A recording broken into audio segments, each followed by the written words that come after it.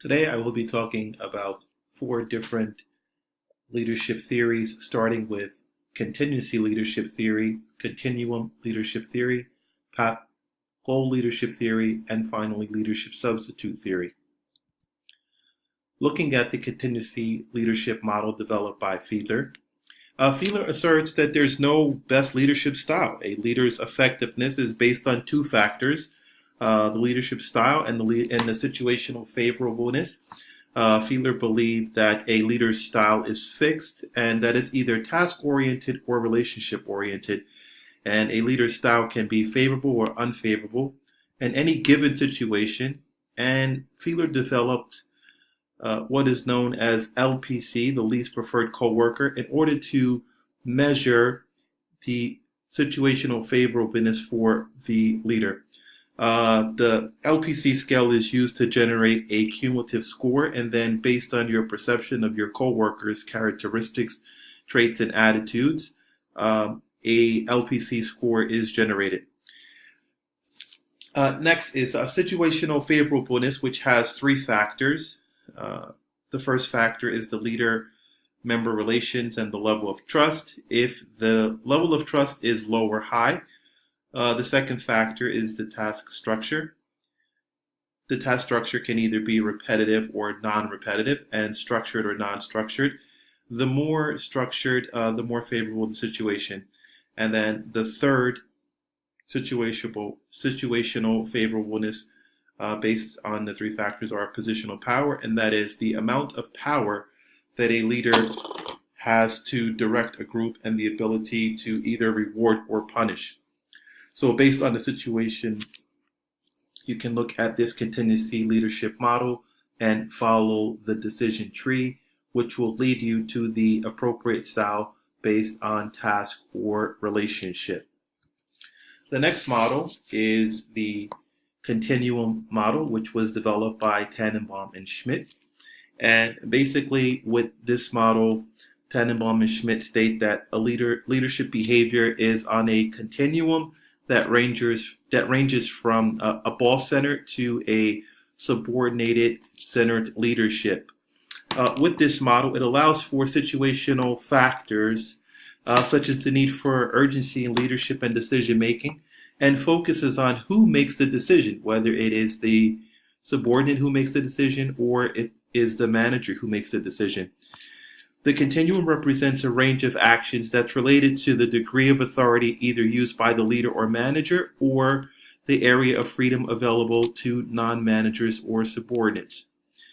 The theory has four main styles of leadership that Tannenbaum and Schmidt identified. The first style of leadership is the leader who tells. The second is the leader who sells. The third is the leader who consults. And then finally, the leader who joins. Within that model, a leadership style who tells would be a leader who identifies problems and then makes a decision and announces to subordinates, and that leader who tells would expect the implementation by the subordinates.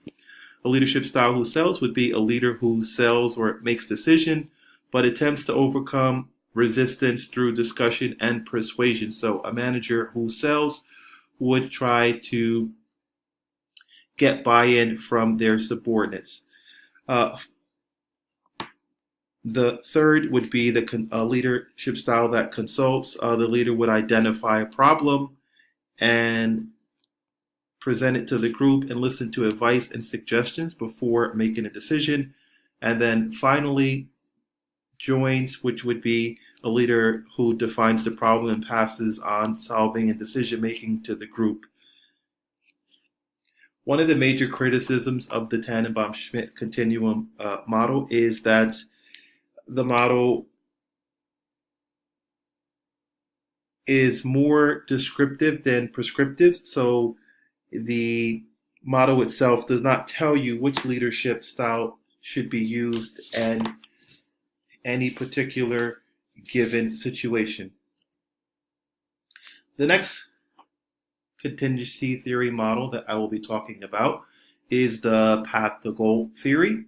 The path to goal theory is a model in which the leader selects specific behaviors that are suited to the needs of employees and the working environment.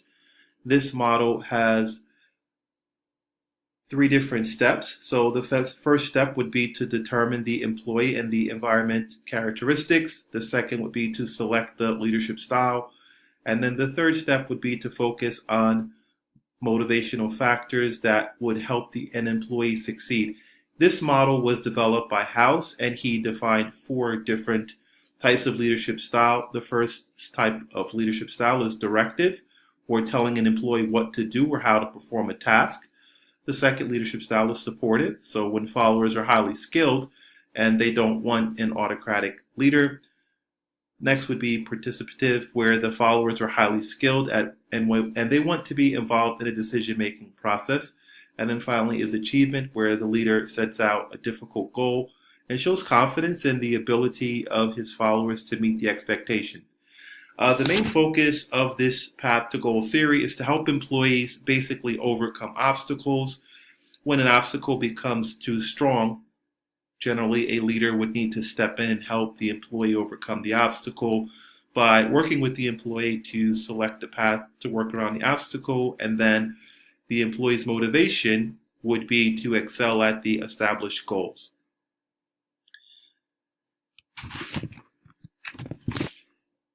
And finally, the last contingency theory model that I will be talking about is leadership substitutes and neutralizers, and that is, this model was first developed by Kerr and Durmeyer in 1978, and they suggested that there are several situational factors within a workplace that can either neutralize or substitute for leader behavior. In addition, they also proposed that there are limits to leadership with regard to making leadership decisions and leadership behavior. Some of the leadership substitutes can be based on the subordinate, the task, or organizational characteristics that would make a leader either redundant or unnecessary, and that can be based on the nature of the subordinate, the task, or the organizational characteristics that would interfere with a leader's action. Some of these substitutes for leadership could be based on the group member characteristics, where the group has highly capable individuals or persons that can function with less leadership. Effective leaders are self-managers, and they're committed to having competence and to focus on the organizational objectives. So basically with leadership substitutes, when you look at the subordinate characteristics, you will find that given the subordinate characteristics, if the subordinate characteristics have high ability, experience, and training, then the impact on leadership would be that it would substitute for instrumental leadership. If they are indifferent toward organizational rewards, this would neutralize instrumental support in leadership. As far as the task characteristics are concerned, if the task characteristics are structured and there are routine tasks, this could substitute for instrumental leadership. And if the tasks are intrinsically satisfying, this would substitute for supportive leadership. And finally, if there's feedback within the task, this could substitute also for instrumental leadership. As it relates to the organizational characteristics, if there is a group of cohesive work groups, this could substitute for both instrumental and supportive leadership. If there's a low position of power, this would neutralize instrumental and supportive leadership. And then formalization would substitute for instrumental leadership. And finally, if there's inflexibility in the organizational characteristics, this would neutralize instrumental leadership. The leadership model, which I believe would be most beneficial to an organization, I think in the type of organization in which I work in higher education, I think given that the ability, experience, and training of most of the followers within a higher education institution and the professional orientation in higher education, I think that the leadership substitute theory would work best in that type of environment where the followers themselves, because they have a high level of experience and training, don't necessarily need instrumental leadership. And as far as the